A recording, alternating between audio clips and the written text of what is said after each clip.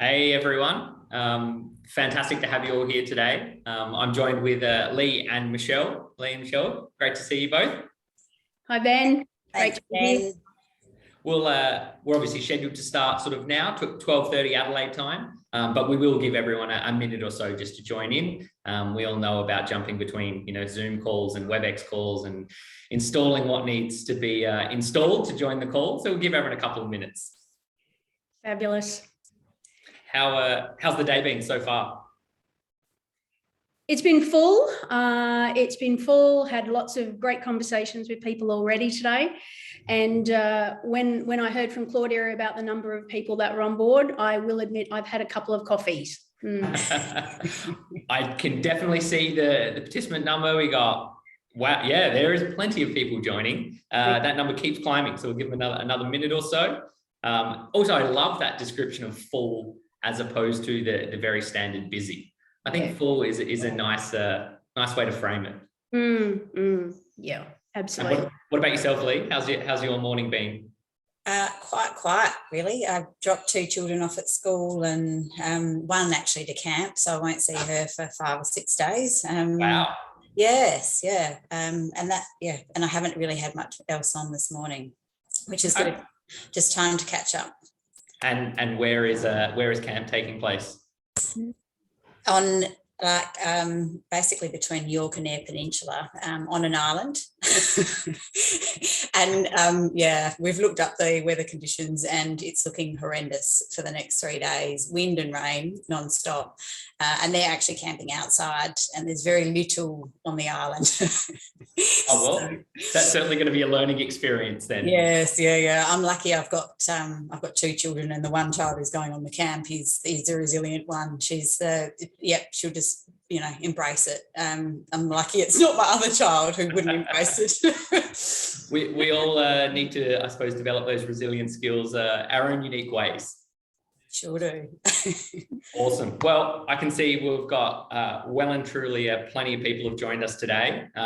50, 60 people joining and it's still going up, but I think we've given everyone a couple of minutes, so we're going to jump into it. So thank you to everyone that has joined us here today. My name's Ben Colley and I'm the COO here at Teamgage. And I'm joined today with Michelle Mills and Leigh Willson, who are both incredible coaches and consultants in the leadership space, focusing a lot on change and how we develop, I suppose, resilience as people and inside organizations. And with that focus on well-being as well, which is obviously an incredibly important topic in the current environment. That last 18 months has been pretty tough all around the world. So today we're going to talk about the different leadership roles and change and what the people that you're leading want from you as a leader. And so that's, as I said, what Michelle and Leigh are going to touch on. But first, I suppose, a little about who Teamgage is. So Teamgage is a software product and a platform that we work with customers in all around the world. But what we actually are is a team and an organization that believes in the philosophy of continuous improvement. And our mission and the why that we exist is that we want to help every team in every workplace continuously improve the way they work together. So here you can see on screen that perfect quote that kind of sums up our why from one of our founders, Noel Smith. Now, as I said, Teamgage, the way we achieve that is through a software product. It's incredibly simple to use. What we believe is that the way that continuous improvement happens is through the concept of gathering feedback, but not gathering feedback and letting it disappear into a black hole, but gathering feedback and looking at it as a team, creating actions, and then monitoring the impact of those actions continuously so that you can always see the way that you're working together is changing and adapting, and that you have transparency over where that feedback is going as a team. It's really simple, it's really fast, and we're really proud of what we've built and what we deliver to customers all around the world. As I said, the philosophy that underpins Teamgage is the idea of continuous improvement. So this isn't something that you do once, set and forget. This is a continuous process. and it involves teams submitting feedback about what's important to them and their organisation. It's about surfacing that feedback and discussing it as a team, having open, honest, transparent conversations about what's working and what's not, what maybe needs some focus and attention. Then putting actions in place to actually, I suppose, shift the needle is how do we impact something that's not working? And then continuously refining and continuing that process. And so that is what underpins the way Teamgage works. Now that's enough about us. Now I'm going to hand over to Michelle and Leigh, and they're going to talk through some of the amazing work that they do with their clients and their customers, how perhaps they've seen Teamgage used, and more importantly, I suppose, some really practical tips that we can all take away today and implement in our own organisations and our own teams. So, Michelle, I think the time has come for me to hand over to you. Okay, Ben. Thanks very much. Just looking at your screen there, Ben. Are you changing that over? That's terrific. Excellent. Thank you very much. And thank you for the introduction and the great background in relation to Teamgage.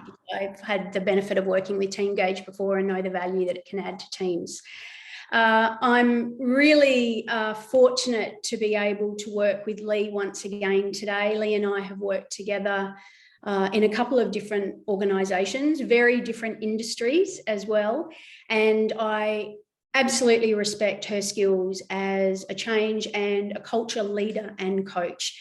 And I know that her storytelling today is going to add real value to some of the key concepts that I touch on early on in the piece. I'm also thinking, as we were reflecting on the numbers growing of people attending today, that we've probably got some amazing change practitioners joining us. And so it is a bit humbling for Leigh and I to be able to share our experiences in supporting people through change and hope that it can add some value as well, which is great. I'm going to head over and share some screens now. So hopefully this is all working well for people there as we kick off today. So our topic today is, of course, what do they want from me? The different roles when we are leading people through change. And got quite a bit to share. Before we dive headlong into the content, I thought what we might do is we might have a bit of a warm-up activity first. And this is to help people transition from where they've been this morning and some of the busyness of their work world or the fullness of their calendar, and to get you ready for what we're going to embrace today. So it's a short warm-up activity, and what you will need to kick off is something that I know you've prepared earlier, probably without thinking of it, and it's your brain. I need you to bring your brain to this activity. I'm going to ask people to complete a really small, a short maths problem, and I'm going to encourage you to just use your brain. No cheating out there. We can see if you're cheating. Well, actually we can't because we're on webinar, but we trust that you're not cheating. So using your brain, I'd like you to add up just a handful of numbers and then be courageous enough to put your answer in the chat box, and let's see how we go. So starting off, I'd like people to have the number 1,000 in their head. Number 1,000, add 40. Add 1,000, add 30, add 1,000, add 20, add 1,000, and add 10. All right, answers in the chat box, folks. Let's see how we go. Let's see how we go. Loving it. Woo, the numbers are coming in thick and fast. 5,000, 4,000, 4,100. We have some really creative mathematicians out there. I am loving this. All right, keep them coming. Nice work, team. Well, it looks like we're not quite on the same page yet. We're close, but we're not quite there. So what I'm keen to do is to try it again. Really important we're on the same page. So how about this time we cheat? And if you've got your phone handy, well, let's face it, it's the year 2021. Most people all have their phone handy. If you have, grab your phone and go to calculator mode. If you're old-fashioned like me, you might have pen and paper. Let's try it again, and let's cheat this time so we can get closer to being on that same page. So, got your phones on calculator mode. We'll start with 1,000 plus 40 plus 1,000 plus 30 plus 1,000 plus 20 plus 1,000 plus 10. Answers in the chat box. How have we gone? All right. Numbers are looking a little different. Interesting. Interesting. Okay. Nice work, folks. I like the oops. So I'll go past. Yeah, absolutely. Okay, well, the correct answer is indeed 4,100, which is where most of us landed the second time around. Now that's interesting, isn't it? Because when we completed the equation the first time around, a large portion of us came up with the answer of 5,000, me included, twice when I did it the first time around. And yet the correct answer is 4,100. So what happened? Well, let's break it down. What I suspect happened, because I'm not in your head, but my suspicion is that we were probably tracking along okay, and we were probably all on the same path until we got to the last number. And I suspect that many of us were holding that number of 4,090 in our head. And then I asked you to add 10, 4,090, add 10. And then what we do is we've kind of rounded it up, but we've rounded it up to 5,000, which we know isn't right. And yet many a time, that's what happens. So why does it happen? Well, from around the age of 8, our brain has figured out that it can use some mental shortcuts. And these are known as heuristics. That's a big word, so I often just call them mental shortcuts. And those mental shortcuts are really valuable for our brain because it saves time and it saves energy. The challenge is that it doesn't always give us the correct answer. And we could see that for ourselves today. We took that mental shortcut, rounded it up, but we didn't quite get the right answer. So what has any of this got to do with our topic today in leading change and thinking about leadership roles? Well, my suspicion is that for many of us, we will already have set patterns of behaviour. We'll have our preferences or our shortcuts for how we communicate with our team. We run our meetings. We have conversations when we experience resistance in the workplace. And a lot of those established patterns may well be helpful for us. When change happens, though, the ground underneath us is just a little shaky.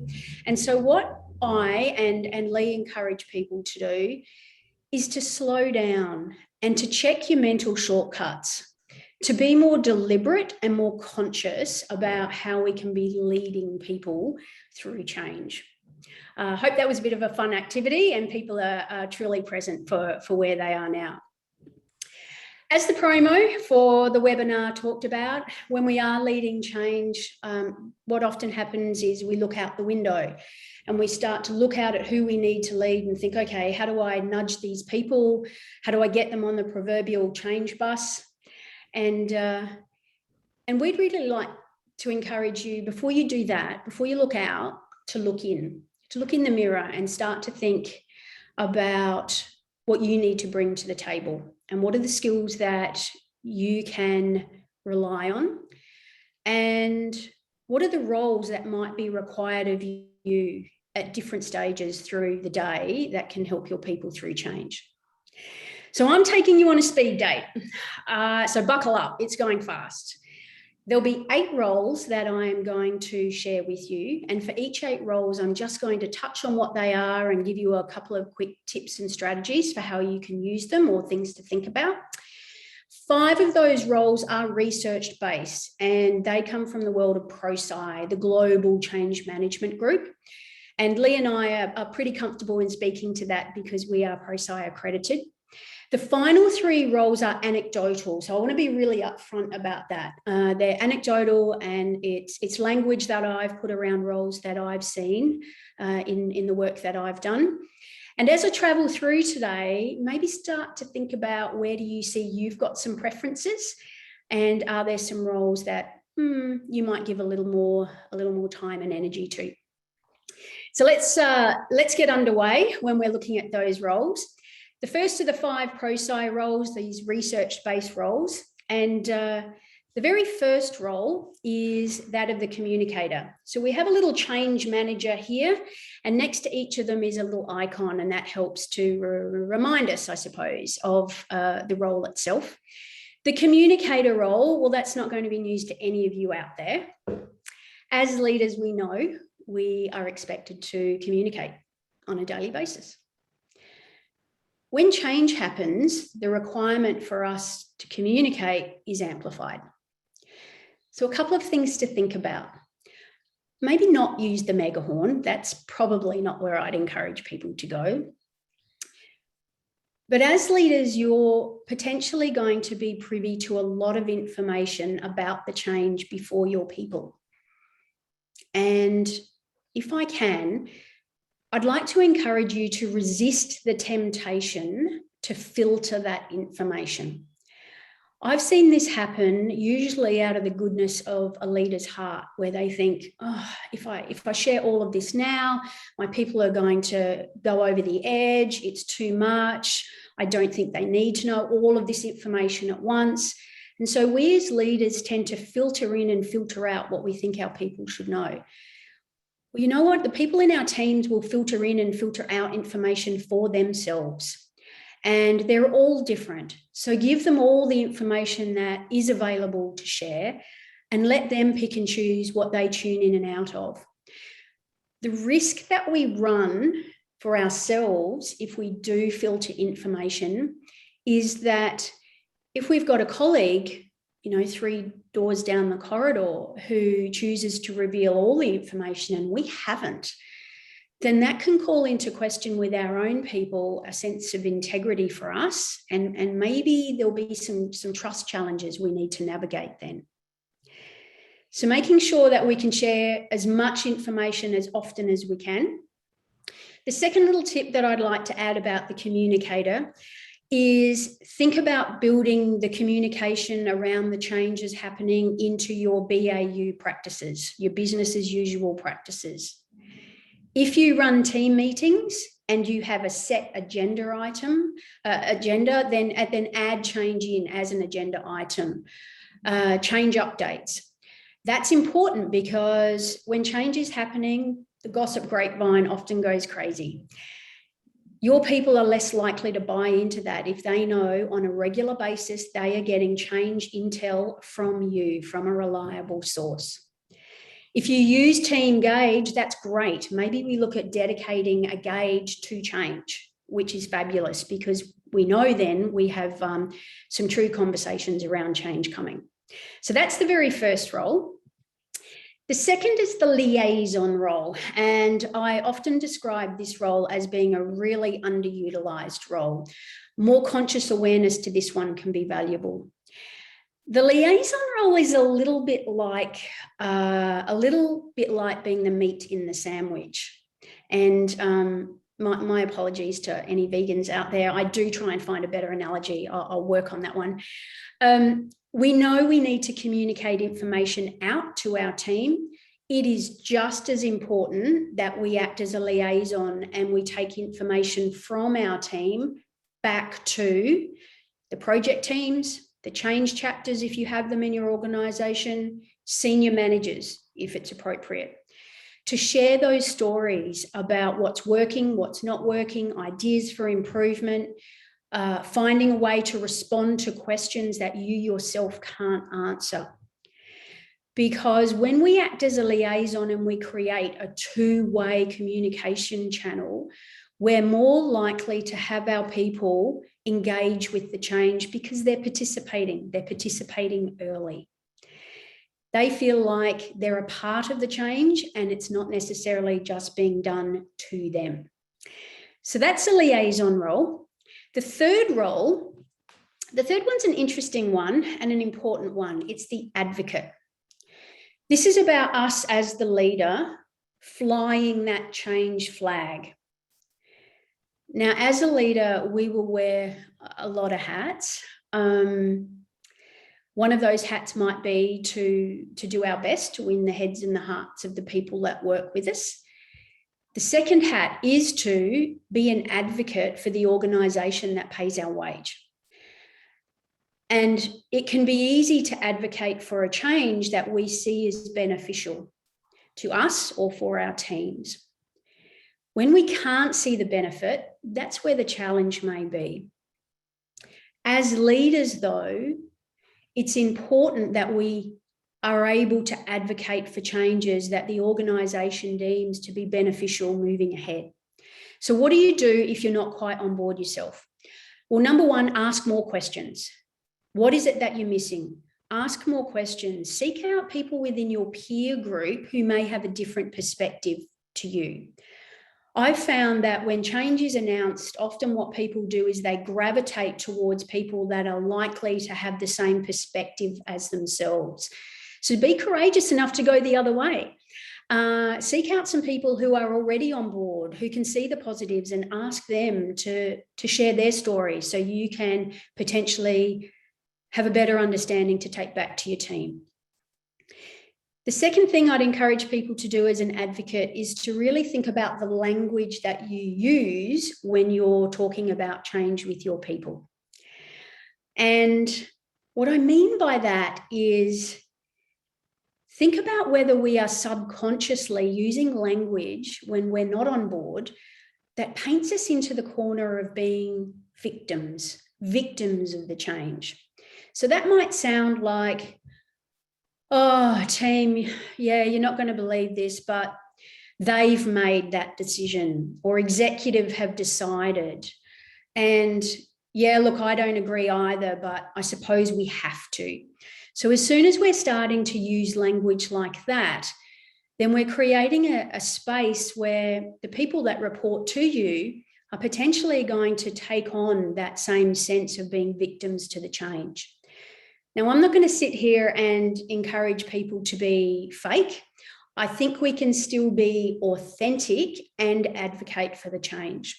So language that's worked for me and that I've shared with other people is to potentially share with the team, hey team, we as an organisation have decided. The decision's been made. And I might, because my people know me, say something along the lines of, you know what, I'll be honest, I'm still getting my head and my heart around it. The reality is the decision is made and I believe in us, so let's figure out a way that we make this work for us. And I find that a more authentic conversation to have. All right, the fourth role, we have our change manager there, our change leader who's carrying the umbrella. You can imagine whatever you like coming down from the sky there, depending on what resistance you may encounter. Resistance manager, that's about taking on that role of tuning in and not out. Have your eyes open. When change is happening, have your eyes open, your ears open, your spidey senses going. And be mindful that people have a right to feel sad, a little fearful, a little unsure. And if we can create a safe enough space for people to start to articulate what they're thinking and they're feeling early on, we're more likely to be able to navigate them through that resistance at a pace that's reasonable for you, your teams, and the organisation. It's interesting because emotions very much have a beginning, a middle, and an end. And if we can encourage a safe space for people to talk about that, then I think we'll find that we're minimising that resistance over the long haul. All right, the last role that I want to talk about in terms of the pro-sci roles is that top one there on the right. Now, if anyone is sitting there and they're looking at that little character and they're wondering, why is that bold, change leader standing there with a hairdryer? It's not a hairdryer. Others have told me that it looks like it is. It's a coach. And we have a whistle there. So the last role is that of a coach. And for us to see ourselves as coaches of individuals and teams to support them through change. Ask a lot of questions. When we talk at people, we're not finding out what's happening for them in their head and their heart. Ask questions. What are you thinking? What are you feeling? What do you think will be interesting about the change? What do you think will be challenging about the change? A golden question for me that I've used over the years is, what do you think this change means for you? Because then you're tapping into the story that potentially people are telling themselves in their head. The other great question that we need to ask as leaders the whole way through is, what support do you need from me? What support do you need from me? Because the support they may need in week 2 could be very different to the support that they need when we're at month 2 of the change. Reminding people as a coach of people's strengths. What have they done before? How have they navigated change before? So all 5 roles are important. You may find that you leverage more of one role than another from week to week. Some days you might find that you're using all 5 within the hour, but they're all valid. There's a fabulous acronym that sits over the top there that helps us remember the 5 roles. So I'll share that with you now.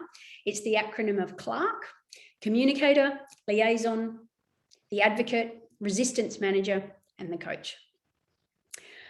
Okay, anecdotal roles. Let's talk about those and then we'll get into some question time.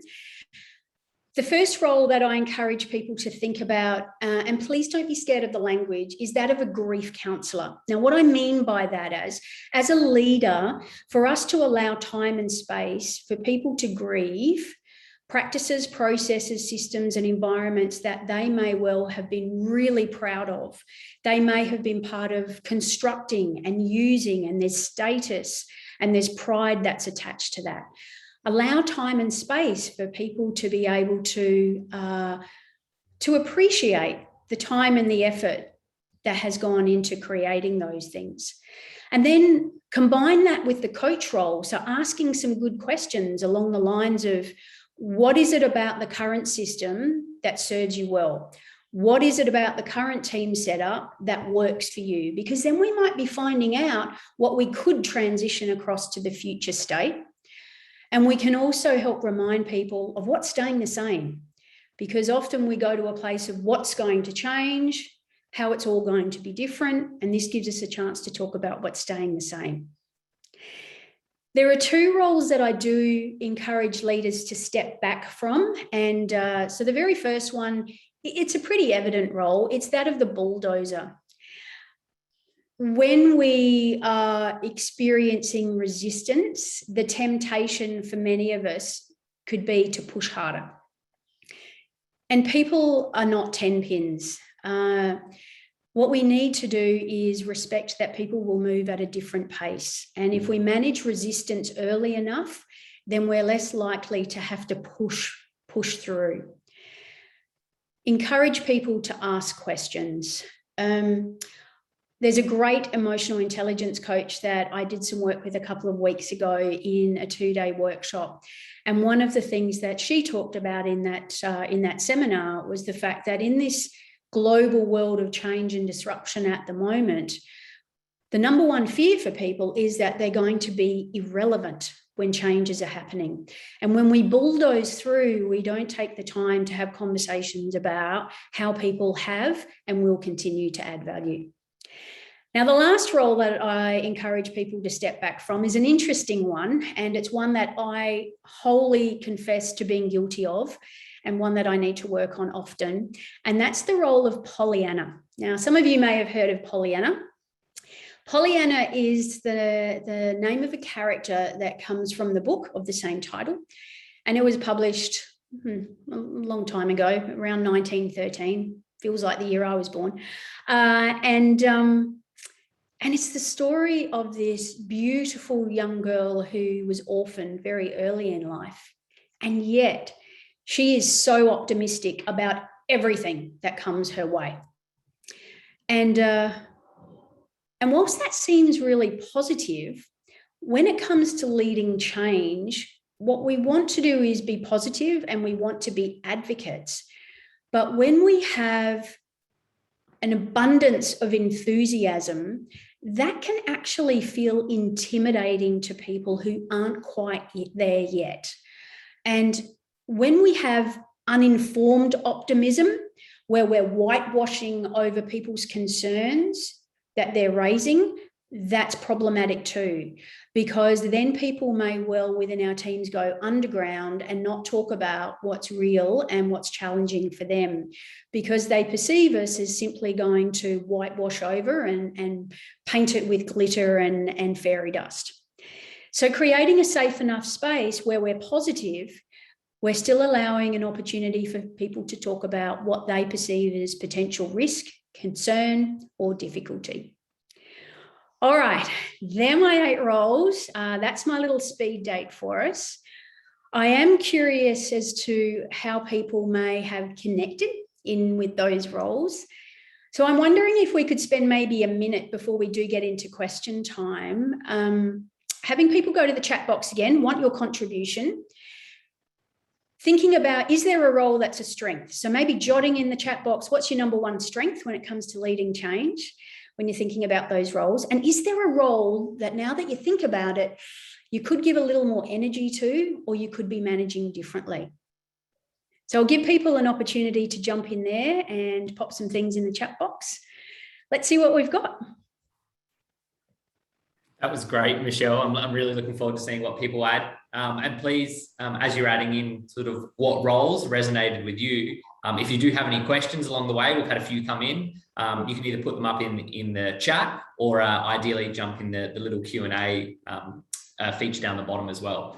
I know definitely unfortunately, probably the Pollyanna and the Bulldozer on occasion resonated with me. So definitely something to sit back and ponder on. Definitely seeing quite a few come through. We've got resistance manager, we've got coach, communicator. Fabulous. Yeah, terrific. And all important. They're all so valuable. Yeah, terrific, guys. Just wanted to give people a little bit more space and time. Yeah, that grief counsellor. Perhaps while those roles are coming in, I could ask one of the questions that has come through. Brilliant. That'd be great. Thanks, Ben. An anonymous attendee, they haven't added their name, and they've asked, what if our team doesn't know what support they need because they're unsure of their role? Yeah, that's a really great question. So my head's going to a place of that potentially meaning that the team isn't sure what the structure is going to look like. So they're not sure what the future state is meant to look like. From a leadership perspective, I guess that's where I would be heading back and asking for more clarity. Being that annoying little character at the side who's poking the bear and saying, can we have more intel about what this potentially means? And for us as leaders to ask more questions so that we're in a better position to inform our people. Yeah. If we're still not given what we would like to be given, because let's face it, that happens sometimes too, then maybe it's about coming back to the team and saying, okay, well, what is it that we can focus on now?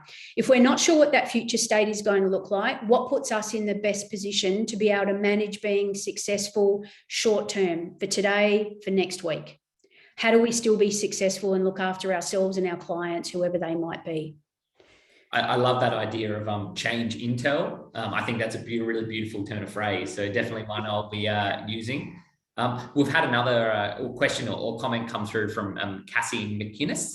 And she said, I admit I'm a little bit of a Pollyanna at times because I'm truly grateful to be alive. However, that could probably be very over the top to others. I'm going to watch that. So thank you for bringing it to my attention. So just a bit of a comment there from Cassie.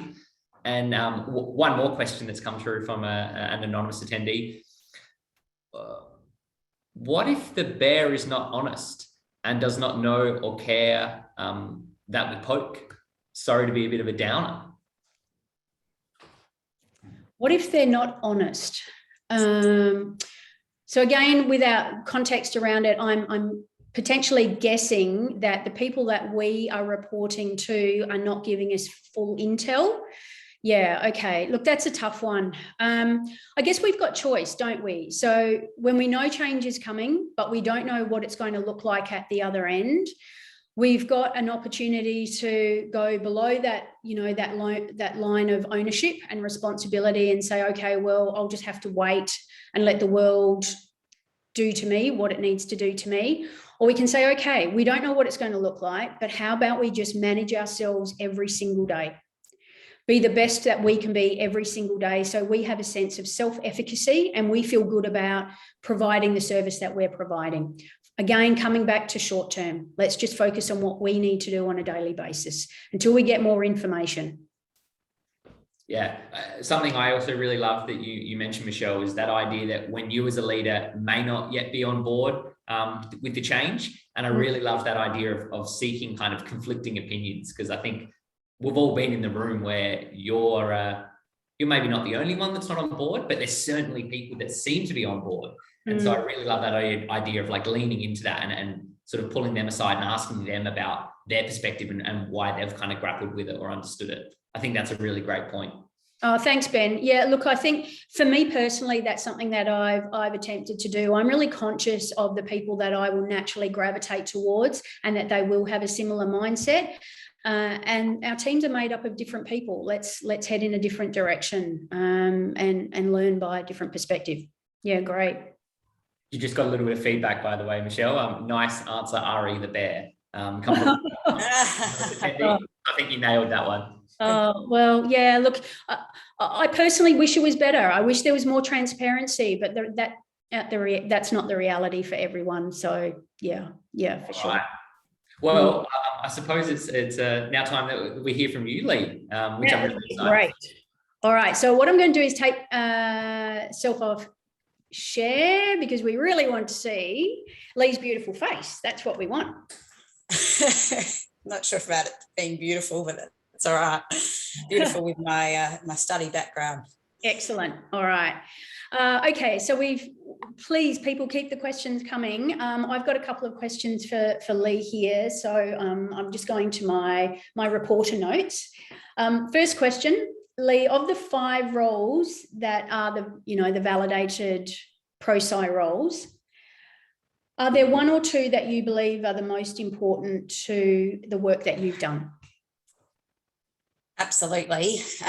Look, I think all 5 roles are important, so I don't want to take away from that. But 2 roles, which I have found took up a lot of my time as a leader, and I spend a lot of my time as a coach supporting leaders to execute, would have to be the last 2 you mentioned, which is resistance management and coaching.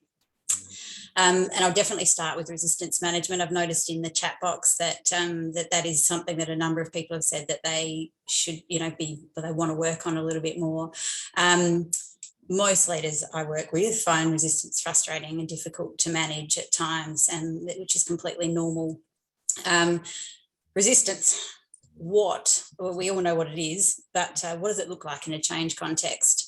Why do people resist and what can we do about it? And I think, Michelle, you touched on a few reasons why people resist, and apologies if I double up a little bit here.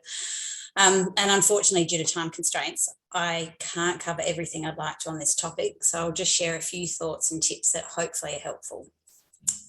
First tip, remember that it's a natural human response, resistance.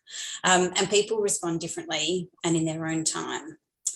Sometimes we embrace change, we welcome it with open arms. Sometimes we might embrace it, but be a little fearful at the same time because it forces us to change a routine or a habit. And sometimes, perhaps often, and more often than we actually realise, we resist it. And maybe that's only for seconds, maybe it's for hours, days. The time frame for us all differs depending on many factors. I think the most important thing is resistance is natural. It's a natural human reaction to change. And in saying that, we should expect it as leaders. So if we should expect it, then the second thing I'll say is try to understand it the best you can.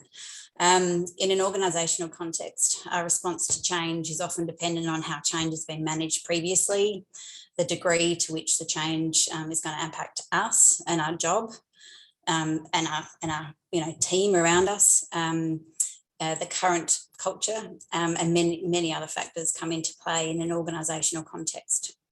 At a personal level, I think reasons for resistance are even more complex. Human beings are complex.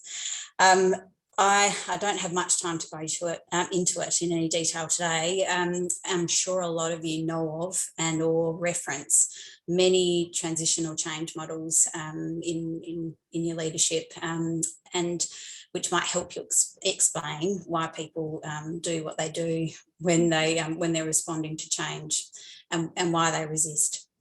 I found a few models in particular extremely useful in understanding and managing my own and others' reactions to change and transition, and they're a couple that I'll share with you quickly without going into any detail on any of them. The first two, the William Bridges transition model and the 3 stages of psychological change.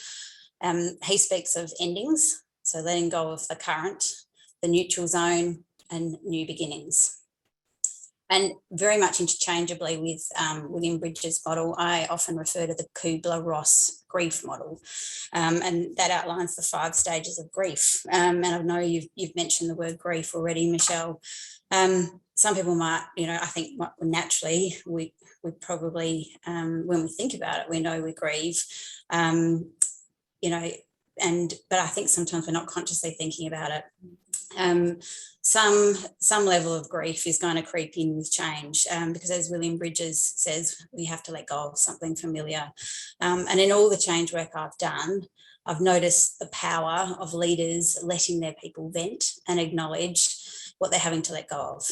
And I know that's not an easy forum or conversation for leaders to facilitate most of the time. And it's even more difficult when in their mind leaders agree that they're having to let go of something that maybe doesn't make sense or isn't fair or is going to be extremely difficult. But without some form of acknowledgement, I've seen negativity in individuals and teams overtly or covertly escalate and hugely impact the degree to which a change is implemented and sustained, not to mention the impact it has on the morale of a team. The 2 other models I'll mention are ProSize ADKAR model. So ADKAR, hopefully you've bumped into that at some stage, and if you haven't, I have found it extremely useful in understanding the stages that people go through and need to go through, usually to get on board with change and enact change.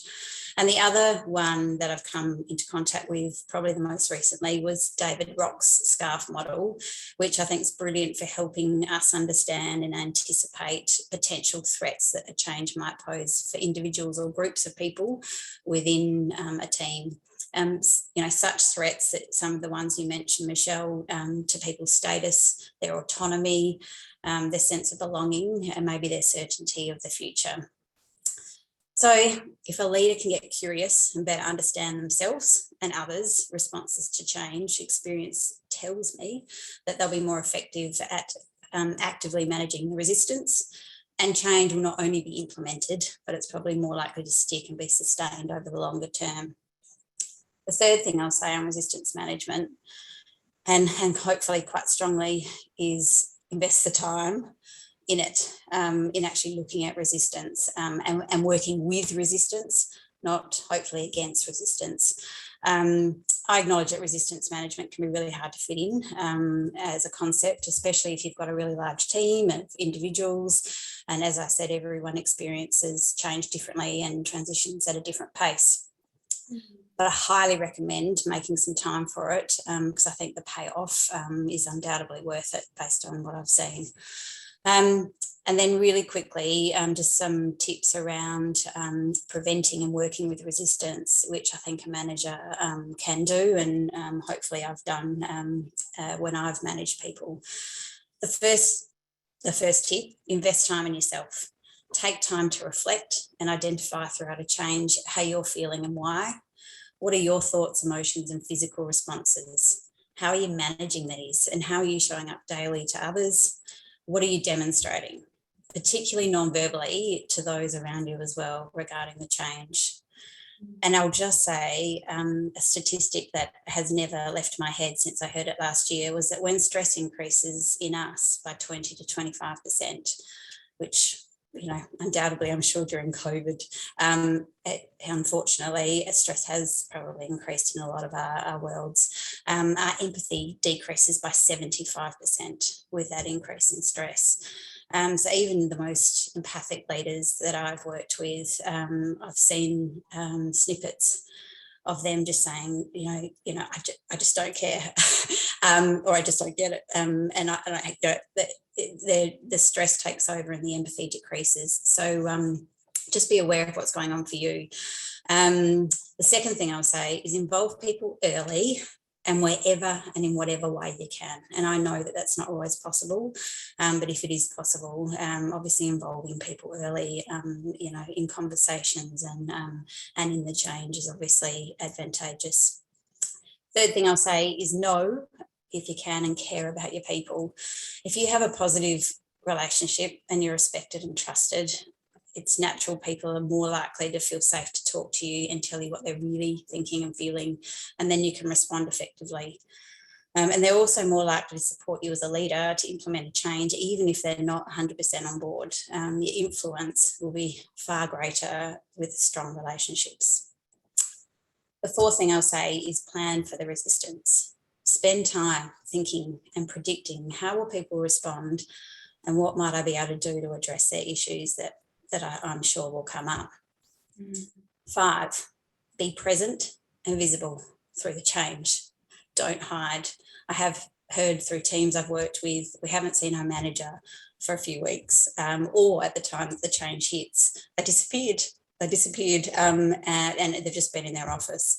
So if you can be present and visible as much as you can, which I know sometimes, some days can be difficult.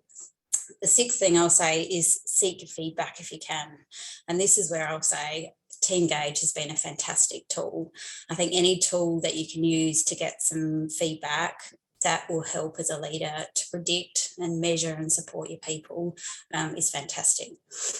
And the last thing I'll say, and the last tip, is coach.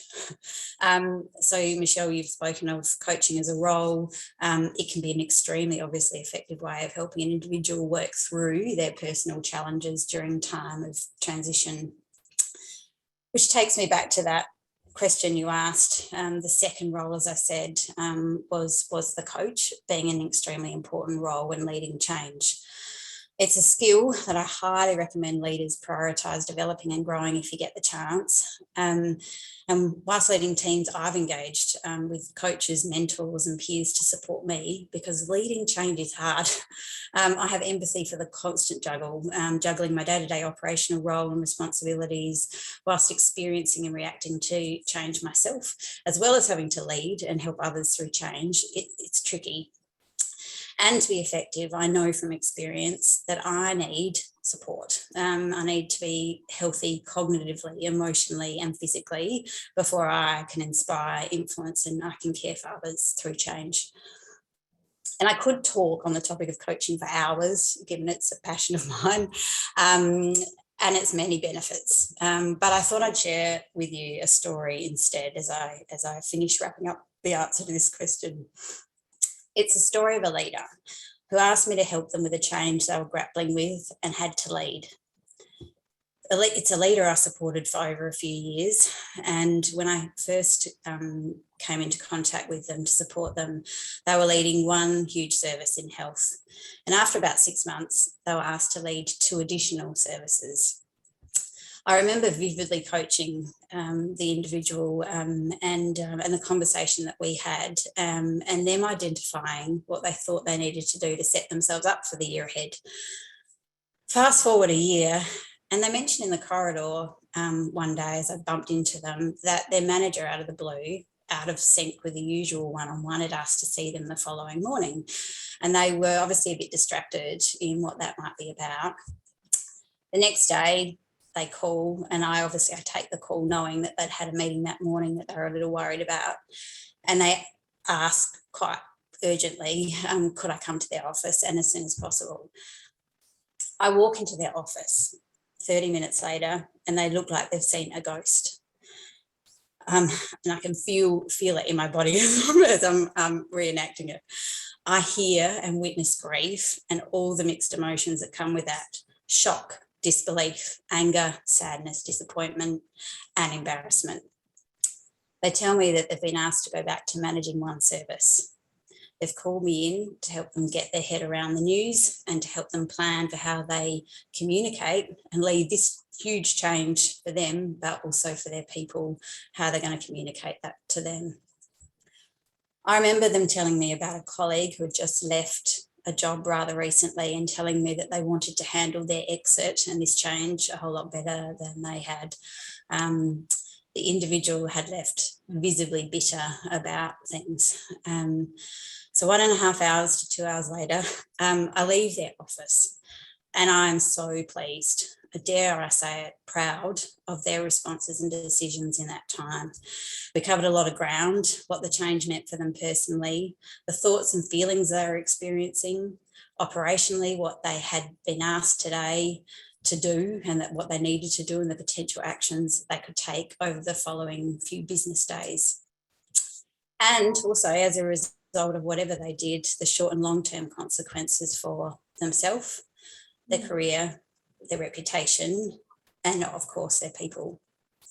I remember them opening the door at the end of the meeting and them saying, I'm not ready just yet to walk down the corridor with my head held high and with a positive demeanour, but when I leave my office, that's what I'm choosing to do, even though underneath I will be struggling. I just remember walking back to my office with mixed emotion and but smiling, thinking ahead and seeing the potential positive ripple or the domino effect of the leadership of this amazing individual at an enormously difficult time for them. So I think I've probably way overspoken. I'm sorry, Michelle, as you know, I can talk. Join the club. That was amazing, Leigh. What a courageous leader, because that is such a personal change. Yeah, he's such a and what he's doing, what he's done since is just phenomenal. And I had so much respect for how he handled it himself. He was just got all the time in the world for him. I think he did an amazing job. Yeah, and an advocate, definitely still remained in that advocate space. Yes. Yeah, that was amazing. Thank you for sharing that story and everything you shared in the answer there. I think, like you said, that has stayed with you in terms of the decrease in empathy as a result of the increase in stress. That I was jotting that down as you were talking, because I think that's fantastic and something to just bear in mind. Because definitely for yourself as a leader, change can be stressful, remembering that can therefore decrease how much empathy you have for the team and the people around you. So that's incredibly powerful. Yeah, sure is. Now I'm conscious of time. We've only got I think a few minutes left. I have seen there's been a few questions come in as you were speaking there, Leigh. So what I'm going to do is just grab maybe one of those. Sure. And then sort of start to wrap things up for the afternoon. I think the one that, we've touched on this with that powerful story you just shared, but I think there is something around practical examples that really help. So this question, it's come from an anonymous attendee, but it says, can you think of an example where you've used a particular strategy from the roles that have given a resistant staff member or team member an aha moment? And so I'm not sure if that's for Michelle or Leigh or perhaps for both of you there. Wow, I can actually speak from experience recently. Actually, I had I was sort of getting my head around something that was going on at work, a change, and I'd spoken to a couple of close friends about it, and spoken to one or two colleagues, and I was dead set. I was on one track that, this change was just because of one certain thing. And everyone was agreeing with me. And I thought, yep, I'm on the right money. And then I was by chance chatting with someone on the way out of the office, and there's somebody who I hadn't spoken to much in the office, and we were just having our general chit chat, and it came up, the change, and I said, and then of course I went off. And that person turned around and said, yeah, but have you actually thought that perhaps this could be going on? And it blew me away. So what actually happened to me? Because I went, oh my God, I hadn't even thought of that. And on the spot, I thanked this girl, and she's gone, oh, no, it might not be at all. And I'm like, but you've just, like, literally, I don't know, you've taken a weight off my shoulders, because I hadn't even thought about that. And there's so many stories I can tell, but I think different perspective, that is definitely the without a doubt. Every time I've been coached throughout my career, the coach will often ask, what are you taking from this? How am I adding value, Leigh? And the word perspective comes up every time. It's a different perspective. I think the value of that in dealing with resistance for people, is huge. I don't know if I've answered the question, but. No, certainly. And I think, like, that different perspective, that sort of almost comes back to what Michelle mentioned at the beginning around seeking conflicting opinions to your own as a leader when you're grappling with the change before you go back to your team. Yeah. Ben, can I add to that a process that I have used with people who are experiencing some resistance, to Leigh's point about perspective, is to sit there with them and either talk it through, or we jot it down together, or if there's a whiteboard, we'll write it down. How does this change help your customer or your client? So start with them, because everybody's customer and client is the reason that they should be coming to work. We start with them first. Then how do you see that it will help your team? And then how do you see it will help the organisation? So to break it down into different cohorts. And for me, that's proved some aha moments for people, because when they can stop and think outside of self for a minute, there it is. And whilst they know that there might be some things that are uncomfortable for them, particularly if they're, I came from a banking environment, branches closing, things like that, to see the benefits for customers where it could be, that can help. That's a great point about shifting the perspective, and that it's not just about them, it's for the larger organization, the mission, the customer. So that's a really good point. Look, I feel like we could just keep talking. I am conscious of time. So, thank you so much for everything you've shared there, Michelle and Leigh. That's been incredible. Now, at the end of this webinar today, we'll obviously be sending out an email to all participants, everyone that's registered. You'll get a link to the recording of today. You'll also get, obviously, the slide presentation. And please connect with Michelle, Leigh, and the Teamgage team via LinkedIn or the various social channels. Now, if you are interested in learning more about Teamgage as a platform and how it may be able to support the change that's happening inside your team and your organisation, we do have a demo session happening next Tuesday. Please register. Again, there'll be a link in the email that comes out after this session. You'll also find links on our website, on our social channels. But we'll have one of the team talking you through how Teamgage works and showing you some examples of how some of our amazing customers use it to manage change, to continuously improve and drive a high-performance culture. We also have another webinar coming up in early December. Now, we're going to have an incredible speaker with Bob McGannon, an American, an incredibly accomplished gentleman, written a fantastic book that I would definitely recommend jumping on Amazon and checking out, called Disobedience Leadership. And obviously he's going to be talking about, as the slide says there, breaking the rules. How appealing. That's great. I'm personally a big fan of that. But certainly, so that's going to be Bob and Edwin. So that's going to be a partnership between Teamgage and also Fragile to Agile. So please register. Again, there'll be information after the webinar that we share, or just jump on our website. And last but not least, at Teamgage, we believe feedback is fundamental. So at the end of this session, we will ask you for some feedback. Please do share, be as honest and open as you can. We're always looking to improve the way that we run these sessions. And jump on LinkedIn, connect with us, comment on our posts. Our team is always looking to interact with the amazing customers we have out there, but also all the other teams and organizations that care about what we care about. So, Michelle, Leigh, thank you again. I hope you have a fantastic afternoon. And I think we have finished dead on 1:30, which I'm pretty happy about. Well done. Well done. Yeah, thanks, Ben. Appreciate the opportunity. And thanks, Michelle. Cheers. Thanks so much. Thank you to everyone that joined us. Have a fantastic rest of your day.